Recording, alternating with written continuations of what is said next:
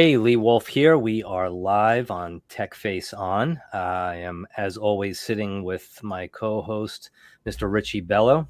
And today we have back on the show the human side of AI. We have with us Tim Hayden and Wendy Reeves, who are both co-founders out of, I believe, like 14 or 15 founders of the company.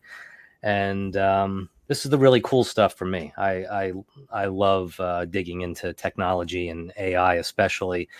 And but before we get rolling on the show, we have a quick video to run from Dr. Hassan, who's been on the show. And he deals in cybersecurity. He's an expert in cybersecurity and also utilizes AI, which he sees as a kind of a double-edged sword. It could make things a little worse for your security because it makes the hacker a little smarter, and it also helps create better cybersecurity software. And I'm just going to run that now. Is your dealership ready to be hacked? The internet criminal gangs are coming at you. They can get you if they find a weak spot in your network, or someone in your company clicking the wrong attachment, or even the front desk girl giving away some sensitive information. Hey, this is Dr. Hassan, the CEO of Matrix, a cybersecurity consultancy that helps the big OEMs and the tier ones to solve their cybersecurity problems, including vehicle security. I have spent the last 20 years of my life dedicating to make the automotive industry safe and secure. My mission today is to make every automotive dealership safe and secured and to become your cybersecurity doctor. That's why I'm here today to offer you the cybersecurity team that the big OEMs and the tier ones rely upon. Did you know that the average loss per business in the US per year due to data breaches is $9.4 million? And about 80% of these hacker breaches are somehow related to insider sources. What if I told you with the profit that you make from one single car, you can have a comprehensive assessment about your business, the vulnerabilities that you have in your business, and how hackers can penetrate your business. I'm sure you've heard of the big dealership network hack in the recent time, and at an estimate, the total loss was about $5.25 billion, including the recovery. Let me ask you, what would be the cost of you not being able to operate for a day or a week or even a month to get your systems back in place? And what about your customers, their privacy and security? If a car is hacked, one can lose their lives. What about your customers' loyalty? If they lose the trust, they may never come back. Remember the cybersecurity mantra: hack yourself before the bad guys hack you. Now, today I'm going to offer you a comprehensive assessment, including all your vulnerabilities, penetration testing for the hackers to see how easy it is to break into your network, to hack your network, and the possible remedies. Remember, if you get hacked, the average loss is $10 million. I want you to find out your vulnerabilities before it's too late, before you say, I wish I knew what my vulnerabilities were. Why not take the advantage and reach out to where the big OEMs and the tier one automotive companies go to and get your assessment done just for $5,000. Click the link below now and get your assessment. All right, guys, like a rock star. But yeah, so Matrix. That's the company, and it's Dr. Hassan. And yeah, hacking yourself before the bad guys get you sounds about right after the $5 billion in losses from CDK. Yeah, so today, how's everyone doing, first of all?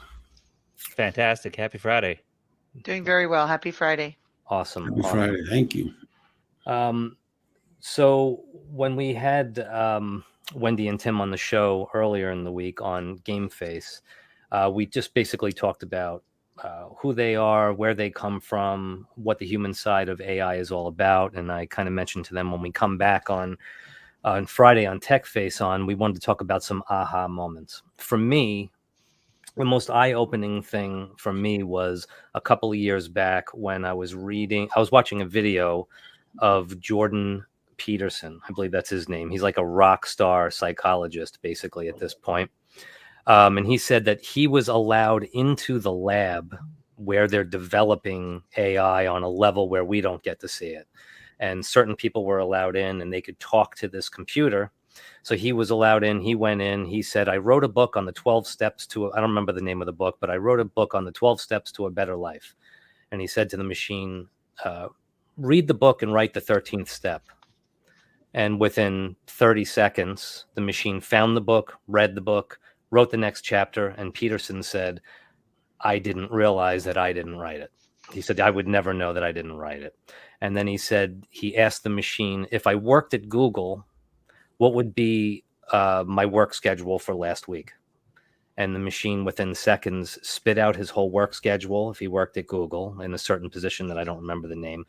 And it actually did the work, put it in front of him. It included code. They took the code, used it, and the code actually worked. So what's happening in a lab right now, I'm sure, is way beyond what we're experiencing in the outside world.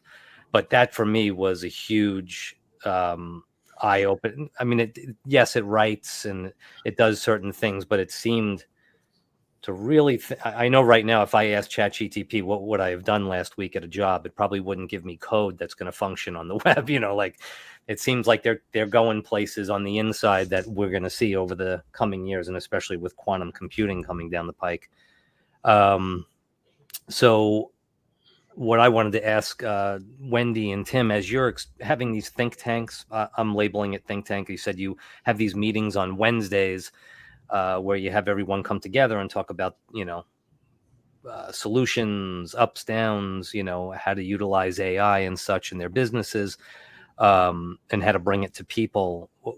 Were there any wow, aha moments for you guys that you couldn't believe it? Maybe you did believe it. You were able to bring it to someone that didn't believe it. But what were some of those moments with artificial intelligence for you? I'll touch lightly on it and then I'll defer to Tim because he'll get much more granular on it. So when we started it a year ago, August 9th, it'll be 1 year. So we're going to have our anniversary show on Wednesday, where we'll kind of revisit and talk about then versus now. And I think we were all in awe of the vast frontier ahead of us.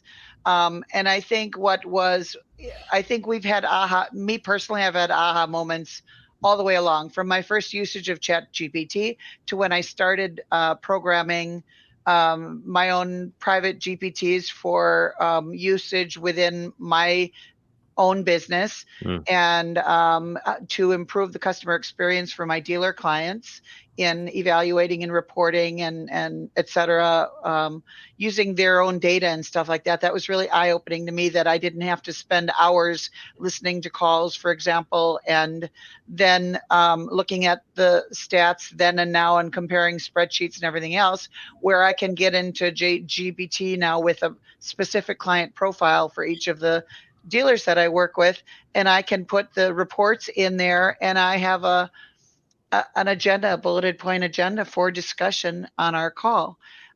So it's been the evolution of that process even itself that has changed dramatically from the usage of video avatars for video content creation, for learning, for all kinds of things, coaching, everything to help my business. There's been continual and constant aha moments. But now I defer to you, Tim. Yeah, no, I mean, I would say on back to your question, Lee. That on Wednesdays we hear use cases, we hear what people are doing, and we occasionally, almost every Wednesday, but not quite so consistently, we have products that people are pitching, and there's a whole lot as naturally there would be in the car business. There's a lot of folks who are really focused at optimizing the top of the funnel, selling cars, right? Um, that's that's naturally what dealers have as job number one. What they're trying to do faster, better, and cheaper. And AI is really the first development of all technological transformations that can deliver on all three of those things, right? There have been things that have been faster and better, but they weren't cheaper. Now you've got AI that can come in and actually help make things happen. And to a point that Wendy just put out there, the aha for me is and I think what you covered, or Dr. Hassan covered, and you echoed, Lee, when we first started the show, is the number of dealers right now that have such poor data governance, right? Um, the next wave of what I call tiny models, not ChatGPT, not Claude, not Copilot for Microsoft, right? The next wave of applied artificial intelligence. It's that which can be trained on your data and use your data and do it so it's secure, it's private. The data is never going back to any of those aforementioned companies. Um, there are very few dealers that are ready for that. There are extremely few dealers ready for that. To what Dr. Hassan said, there's security pen test um, uh, vacuum that exists in the industry. But at the same time, what dealers are not taking seriously is that they're sitting on gold. They're sitting on information, Right. people who've already bought from them, people who've already transacted with them, and they're not acting on that. They are instead all interested in Google search, all interested in cars.com or Kelley Blue Book or Auto Trader, whatever they can to get somebody new in the door when they've got all this data they're sitting on people that have already bought from them. So it's not the aha I think you were asking for, but that's been the big aha Yeah. for me. Yeah. It is just that the it's like I like to say a lot, about the great philosopher Jerry Reed said, we've got a long way to go and a short time to get there, right? And that's where we are right now in the auto industry. Is there's a whole lot of Right. getting the data right before you can really dive in to where artificial intelligence will have transformational impact on Yeah. the industry. Yeah. You And know, Richie, I'm sorry. No, if I yeah. may, Tim, and to go back to that, when we started, everybody I think on our group is our visionaries, right? So, and based on our own individual knowledge, we know what trends we anticipate, and based on our experiences. But I think that initially, where we saw that it was going to be the human side or the humans that are going to be the glue that ties all this together, and we thought about process. Well, then CDK happened, and we already knew with Tim in the fold that data governance and et cetera, was most important. So now we've learned that you need to get your house in order, not only with your people and processes, but your data. Yeah. Your first party data, you need to protect it and you need to have it ready, and then figure out what you're going to do with it and how you're going to implement AI. But that's been another aha for me. Right. And this brings up training opportunities, right, Richie? I mean, either utilizing AI. Wendy was saying she doesn't have to sit and listen to, all these phone calls anymore. And my brain gets triggered. I was reading an article just last night about AI understanding the attitude of the person speaking. So I'm wondering, is Wendy listening to BDC calls or not even having to listen, and the AI is saying, "Ooh, this person's not talking very nice," or it's like, yeah. And Tim does all of his, like, everything with data through his brain trust partners. And I actually just launched EIQ Performance Solutions LLC, where I'm extending whatever we do with BDCs, but we're also using AI to look at their data. And there's a lot of phone systems. What you're referring to is sentiment analysis, and there's a lot of phone companies, telephony products, where they've been doing that for years. Right. But so that's already something that's good. I think the finesse comes when I'm listening to a number of them manually to make sure that they've got my brain in there. And I put out my knowledge base, all of my content from 40 years of automotive into what I'm building. and we're also building an app where we can submit the dealer data. Then we're going to evaluate it. We're going to see where they hit the KPIs, but then we're also going to give them relevant coaching, not just say, okay, here's a BDC in a box, learn this and you'll be a great top performing BDC. You have to look at the data. You have to see where the pain points are with anything. With AI, you have to start with the dealer pain points. You have to identify them, and you can't just report them. You have to give them actionable steps and guide those and teach the leaders of these sales departments and internet departments and BDCs how to coach their teams to remain consistent in process and performance and everything else, so that they don't become complacent. And then you just have to review it regularly. So that to me is what the next step is. Well, I want to talk about something a minute, the CDK Global situation. Now, Wendy, you know about ShopSmart. You know the kind of data that I have. It's a DMS, really. It's a DMS online, right? I can show you your VIN retention. I can show you the VIN numbers, CSV file, everything, right? The biggest thing that I say to myself, all right, and I've talked to my team, my cybersecurity team, and all that. The biggest thing that I say to myself is, how did that happen? Okay. Because there's so many ways you can protect your data. Pop it in on the server, bring it into a sandbox, hammer that sandbox down. Nobody's getting in there. So hard when you have a cybersecurity team for somebody to get in there. Really a concern of a company. I mean, Cox Automotive's never been hacked, and they never will. Never been hacked, but it never will. And I can say that with confidence. IHS, never been hacked and never will, because there's points and procedures, and they're always learning ahead of time. It's 24/7. How could that happen? You know, something like that costs billions. Now, if they're doing everything in their power and you get hacked, then obviously it's either the people or the technology or something. There's something wrong here, right? That was like a big situation that happened. And I can say that with these other two companies, proven fact that people get hacked all the time, the government, and that they haven't been till today, till year to date, because I know a little bit about that end, and I know a whole lot about the two companies, right?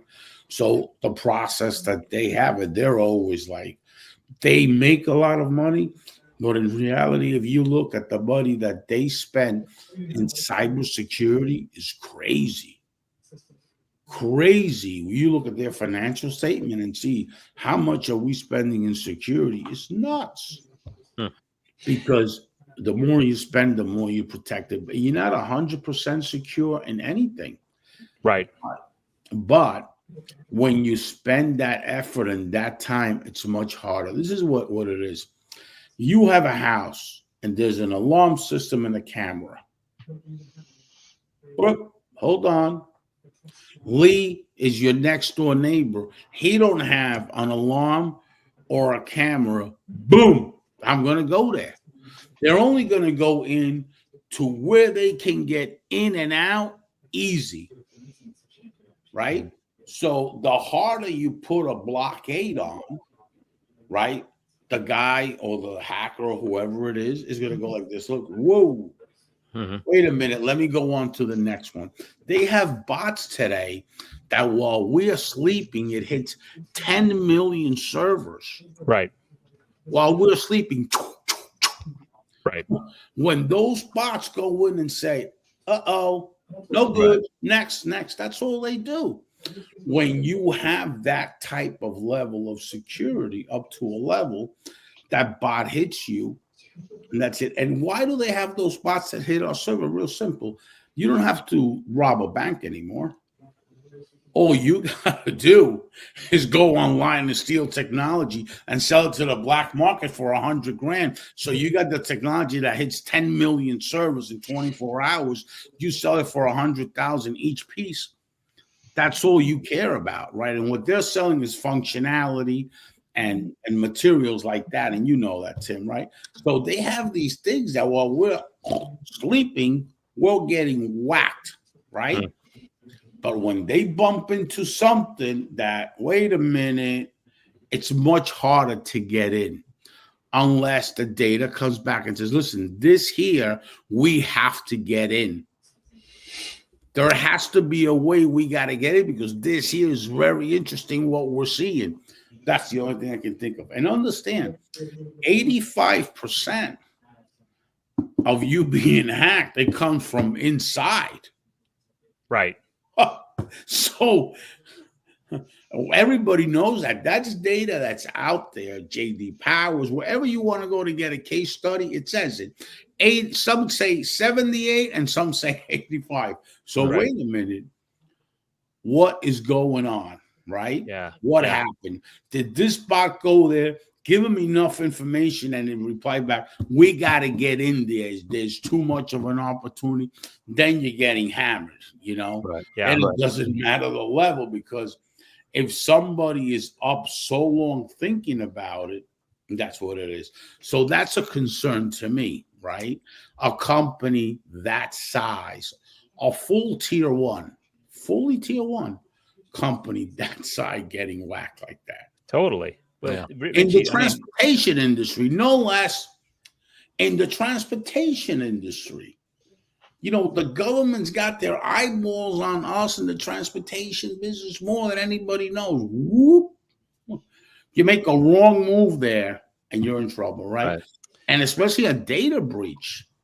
You're dealing with DMV stuff. You're doing all kinds of stuff, right? So it's complex, right?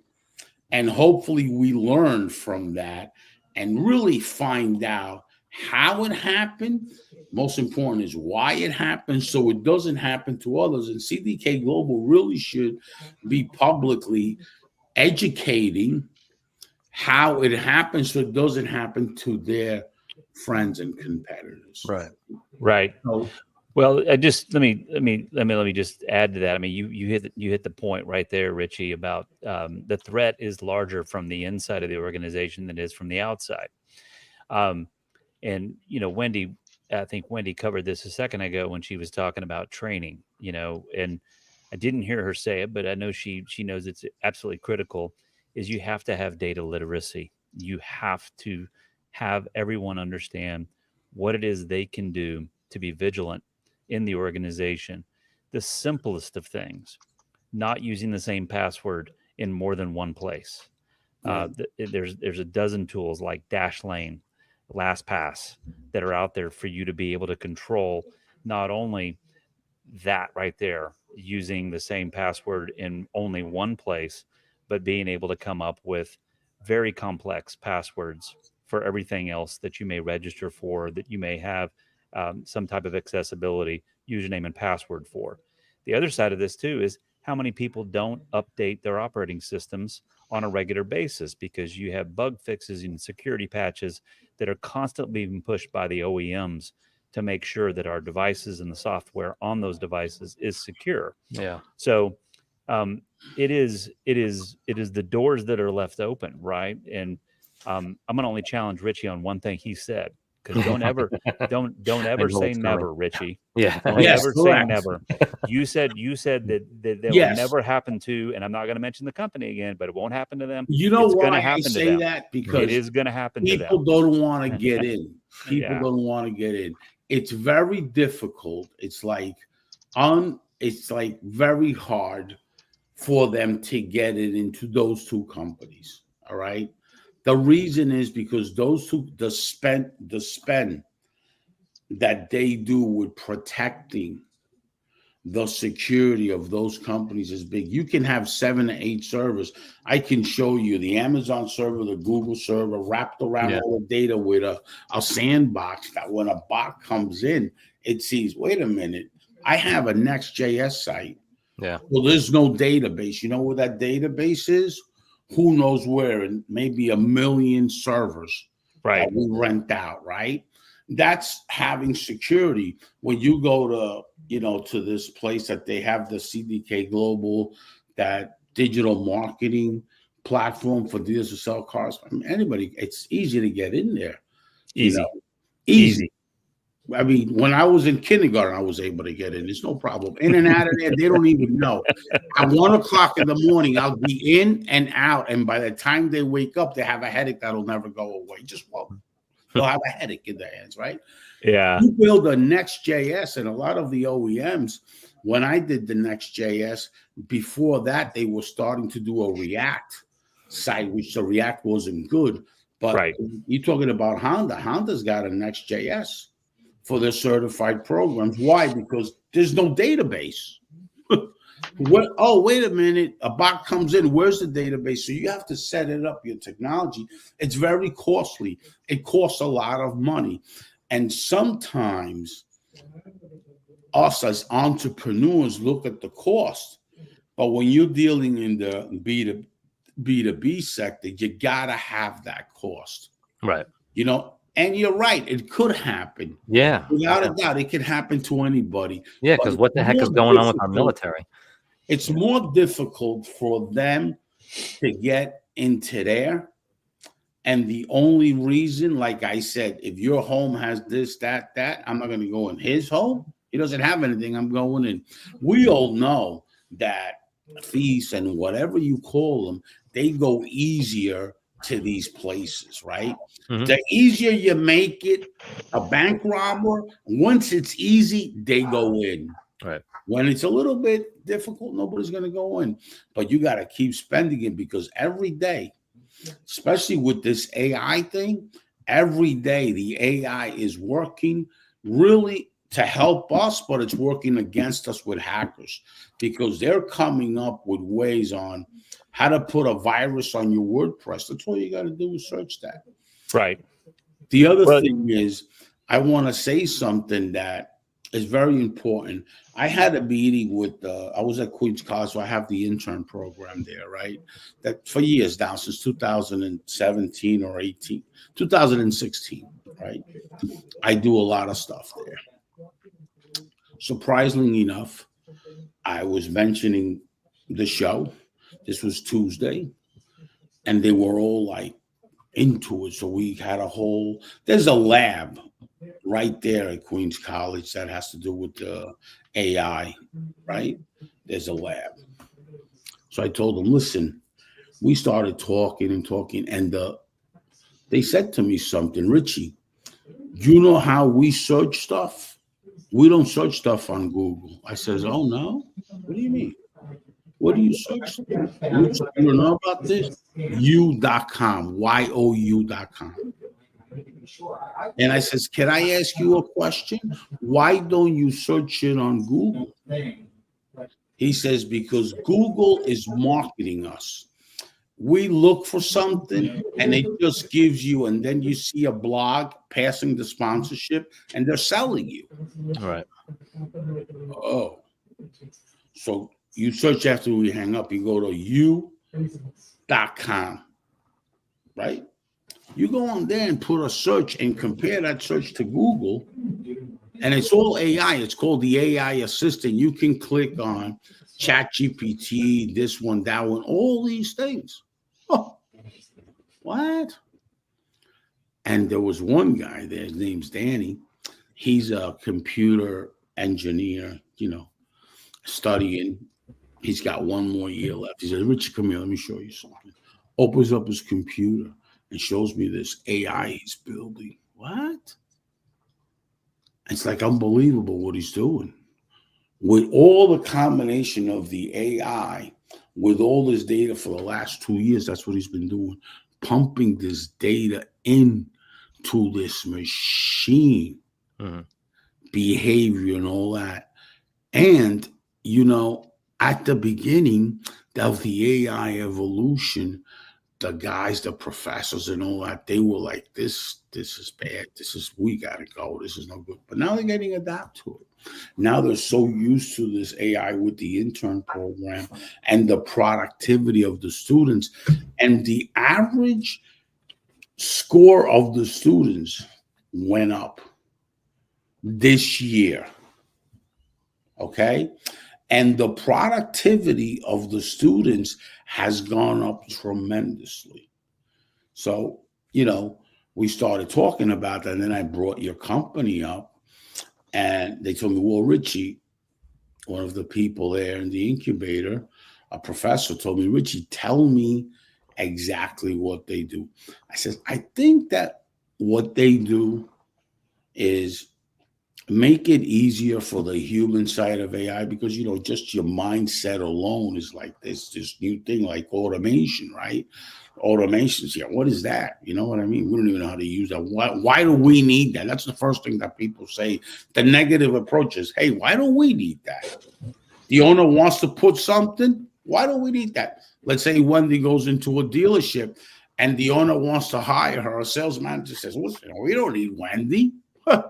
I can get appointments, and you put Wendy in there, and all of a sudden she's rocking the place, and the guy is not even there no more because the owner sees that. Well, wait a minute, you've been telling me for 5 years. So I said, that's what it is, right? So it's unbelievable, right? And I says, Wendy has always been like, I've been following her since Dealer Strong, right? I've always had a lot of respect. In 2019, I saw her evolution with BDC Angels, COVID. I was doing my thing in Orlando, right, Wendy? And I always was impressed with Wendy. She was one of these people that had a drive. That's what I looked at the drive. I said, she's going to make it big time. That drive. And then I meet you, and I see you're very humble, but you possess a lot of knowledge, a lot of interesting knowledge, that we all need, right? So these are the kind of things that I was talking to them about. And I want in detail, right, exactly the human side of AI. Maybe I could be wrong. And I want you guys to be clearly what that product line is and what it could do for our future with this AI, that every time you turn, there's another AI thing. So can I make a small comment, Tim, and then I'll defer to you again? I'll just give my overview. So it's not, we don't have products, Richie. We're filing it as a not-for-profit. It's a safe space where everybody can come. We have at our website on www.thehumansideofai, you can join the community, and then we'll share everything that we're going to pour into this site now. But another interesting thing is the Meet the Founders. I think the value of the community that we've built as far as individual needs of our dealers and our community members lies in the reference to our 15 co-founders and the individual ways in which we and our companies that we represent or that we own can solve the pain points of our dealers. In my opinion, that's an overview. Tim? Yeah, no, I mean, I think it's to the point that I think you made a couple times, Richie. I mean, it's happening with great velocity, right? The change that's happening in the marketplace. There's a new AI every day, right? And Wendy, I think, just had the foresight to understand that there needed to be what she calls a safe place, right? But it's a forum where folks, and it's a forum. Let me say that it's safe and it's a forum where actually you can hear people talking about use cases. You can hear them talking about what they're able to enable in terms of better business performance, and happier customers, happier employees, all these things that you should get with building efficiencies in the organization by having much more accurate insights in terms of customer needs and employee performance, all these things, right?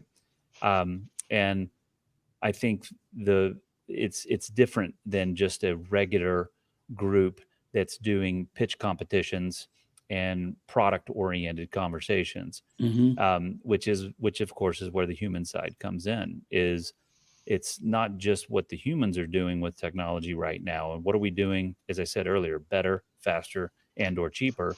What are we doing with the technology? but also the technology itself.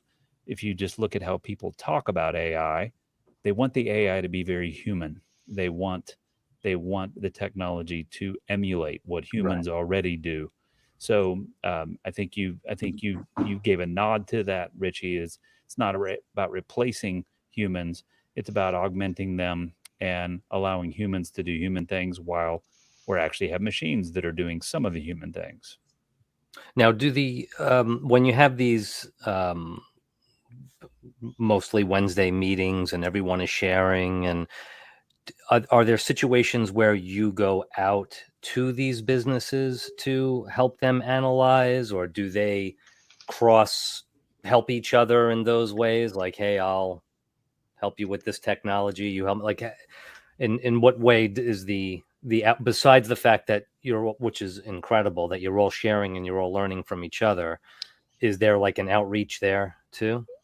Well, I think in the sense that there's a tremendous amount of collaboration by the people, by the individuals that are in the room, right? Okay. In the clubhouse room, right? Hmm. It is there's a whole lot of what I would call just referral activity.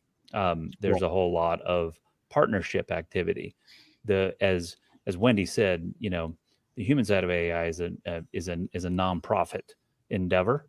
Um, it is not going to have products per se. It may have education programs at some point, but I think for the most part, it becomes an exchange where people can find others that are solving similar problems or are, getting together to go out and solve what they see as larger market problems as well. There's a lot of that happens as well.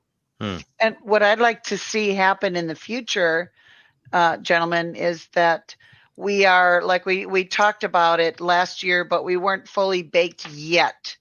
But I'd like to see us having educational workshops, interactive workshops at our automotive conventions.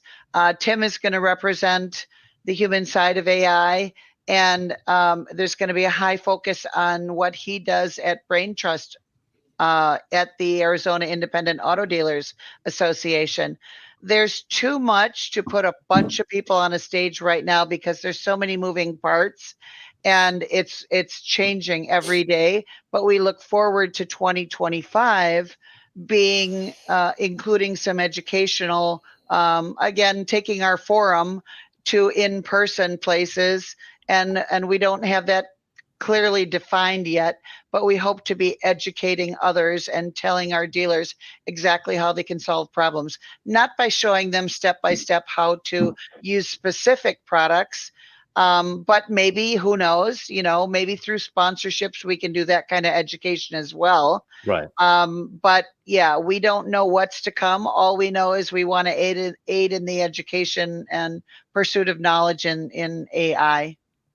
Well, and now I'm going to say why I was asking that. I belong to First Robotics Competition, which is a nonprofit.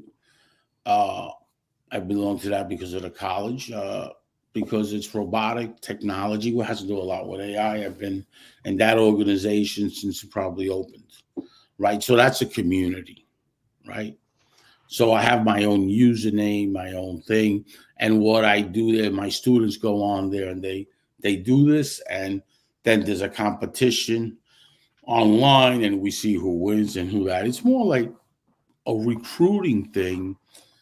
By me being with Queens College and being in the incubator and being part of the faculty and all that, what that really does, it helps me scout for Clickable, for Look Smart, for guys that get educated. Google's there, Bing is there. There's a lot of people there that do what I do, right? The whole thing with that is that we try to get the students that have this marketing or something or a head that we know, and we put them in the workplace as an intern. And then from there, hopefully we want them to scale and be a team leader for ads, and all that, because really what we do is more pay search than SEO and all that stuff. SEO is great. We do SEO, but really it's pay search, because pay search comes like this. If Wendy wants to do pay search and she gives me 10 grand and she gets out of that 10,000, 25,000. She's going to continue doing it. I charge her $1,200 for SEO. In 1 month, she doesn't get anything out because SEO doesn't work monthly, right? You got to wait 90 days at least. She doesn't get any results. I'm out. So it's based on results. So results is better for us, right? So that's what we do at the college. So the reason I asked you about that is because when I told them it is a community and they saw it, they didn't see like the people there, didn't see a login or a register thing and all that. I says, I think it's like a blog, like a forum. That was what I used, like a forum. You know, the reason is because the name is good. But like I told them, the name is not only the good thing. The good thing is the team that's behind that name. Because you can come up with a good name. You know, you don't have the right team. It's going nowhere. I says the team that's there. I looked at everybody, the founders page, and I've been studying them. Some I know of. I don't know them personally, but I know their work. Mm-hmm. You know, and that's what we know today on social media because you know, it's so big right now that you better start learning people's work and then you know what it is, right? Hmm. So to those people that share their work, because a lot of people do a lot of work that don't say anything under the radar. You know what I mean, right? Just stay quiet. So that's one thing that I see. So I says it's about the team. And then they start looking, oh yeah, you're right, Richie. So I wanted to be clear in case I didn't want to mislead any of the people that I've talked to. This week, I've mentioned you guys a lot. I mean, everywhere I've gone because I'm so impressed. I'm really impressed with Wendy for a long time now, right? And her head, her creative side. And then I meet Tim, and I'm impressed with him too. You know, the same type of person, you know. So it says, wow, they really got something going. Then the name has the value, but really it's the team that's behind there. Then you look at the founders, like Wendy sent me this founders page, and I share that with people, you know. So this is wow, what could this? I deal with business people, you know, Tim. What could this do for my business, Richie? I says it's a good question, but I do know that this is good because this team has accomplished a lot. So whatever it is, I know is good.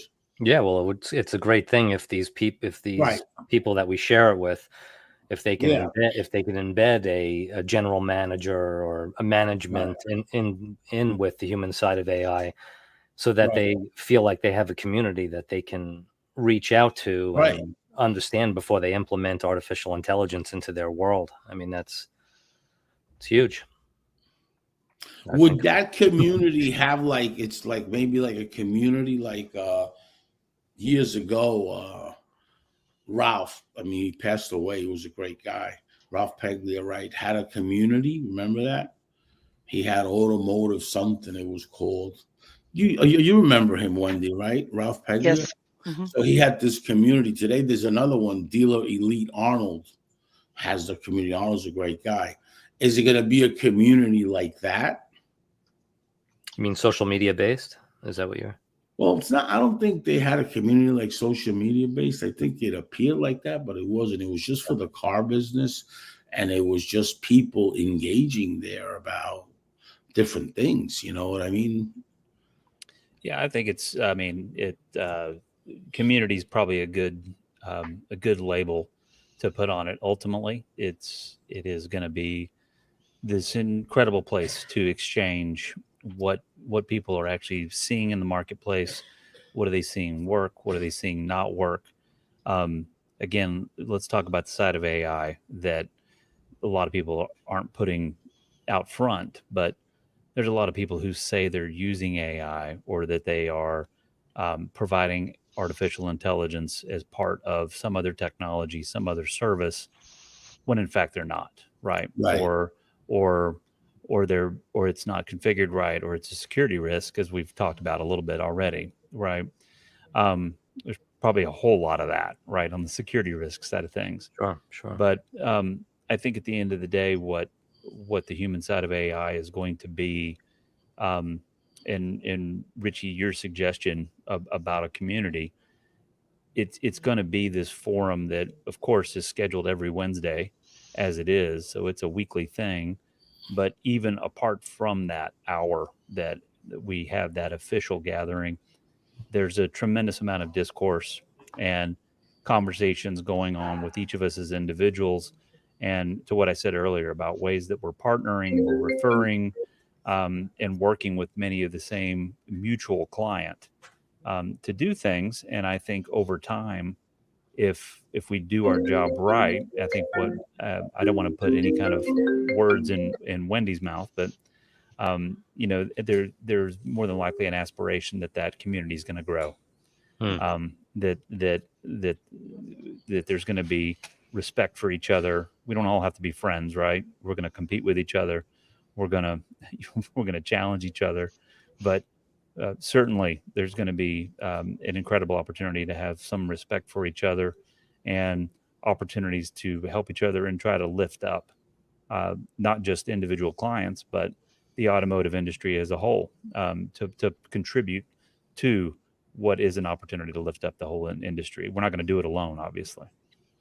And now let me ask you, this is a product for the automotive industry only? Well, the human side of AI is predominantly for the automotive industry. Currently. Yeah, currently. Okay.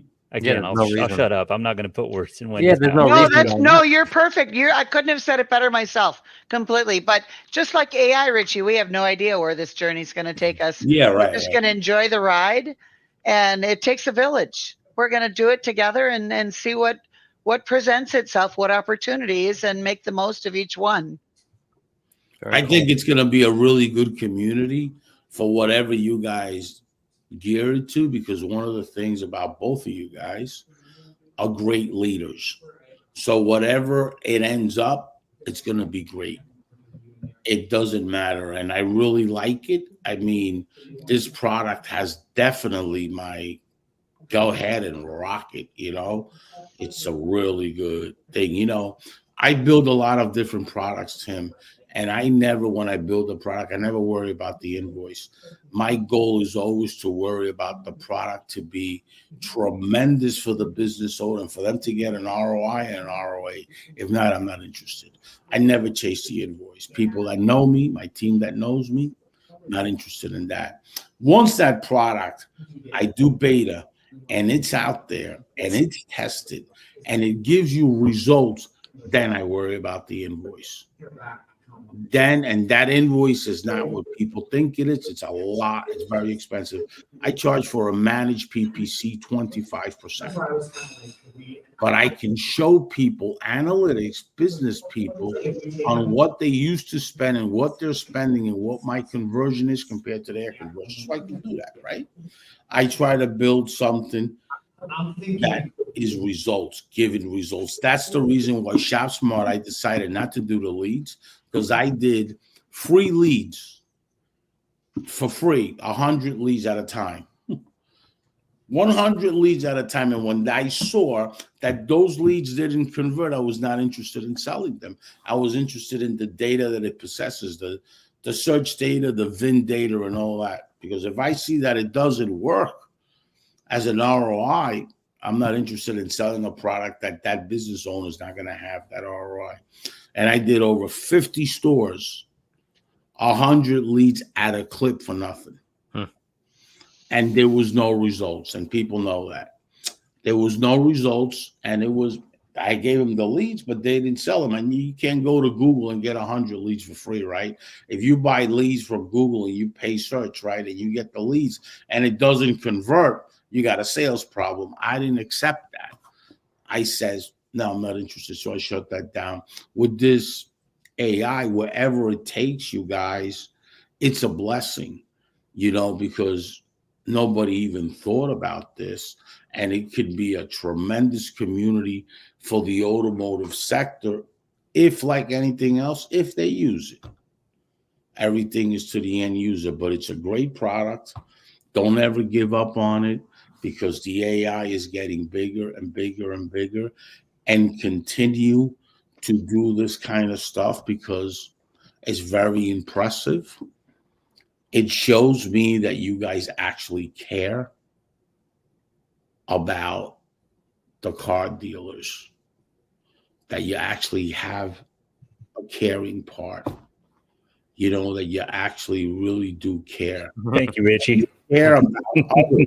The most important thing that I've learned from Tim and Wendy, that you guys care about others, that means that has a tremendous value to Richie, right?